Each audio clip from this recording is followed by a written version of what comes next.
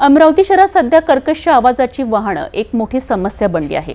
यामुळे ध्वनी प्रदूषण तर होतच आहे, पण आजारी व्यक्तींना आणि ज्येष्ठ नागरिकांना याचा खूप त्रास सहन होत आहे। या समस्येवर तोडगा काढण्याकरिता अमरावती शहर वाहतूक विभागाने एक विशेष मोहीम हाती घेतली आहे। जयस्तंभ चौकात केलेल्या या कारवाईने एक चांगला संदेश दिला आहे। पाहूया याबाबतचा एक सविस्तर रिपोर्ट। अमरावती शहरात कर्कश आवाज करणाऱ्या वाहनांची संख्या दिवसेंदिवस वाढत आहे।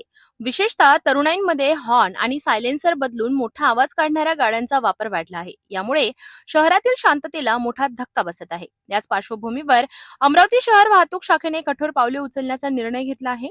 शनिवार 22 ऑगस्ट रोजी जयस्तंभ चौकात वाहतूक पोलिसांनी मोठी कारवाई केली। या मोहिमेदरम्यान कर्कश आवाज करणाऱ्या अनेक दुचाकी आणि चारचाकी वाहने ताब्यात घेण्यात आली।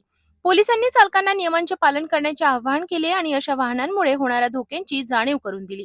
या कारवाईमुळे वाहतूक विभागाने एक स्पष्ट संदेश दिला आहे की नियम मोडणाऱ्यांवर यापुढे कठोर कारवाई केली जाईल। अशा कर्कश आवाजांमुळे केवळ ध्वनी प्रदूषणच नाही, तर रस्ते अपघातांचा धोकाही वाढतो आणि आजारी व्यक्तींना मानसिक आणि शारीरिक त्रास होतो। वाहतूक विभागाने नागरिकांना नियमांचे पालन करण्याचे आवाहन केले आहे, जेणेकरून शहरात शांतता आणि सुव्यवस्था राखली जाईल।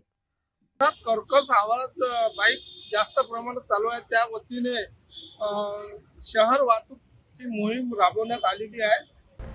अमरावती वाहतूक विभागाच्या धडक कारवाईची माहिती आपण बघितली। शांतता शहरात आणि सुरक्षा राखण्यासाठी नागरिकांनी नियमांचे पालन करणे आवश्यक आहे।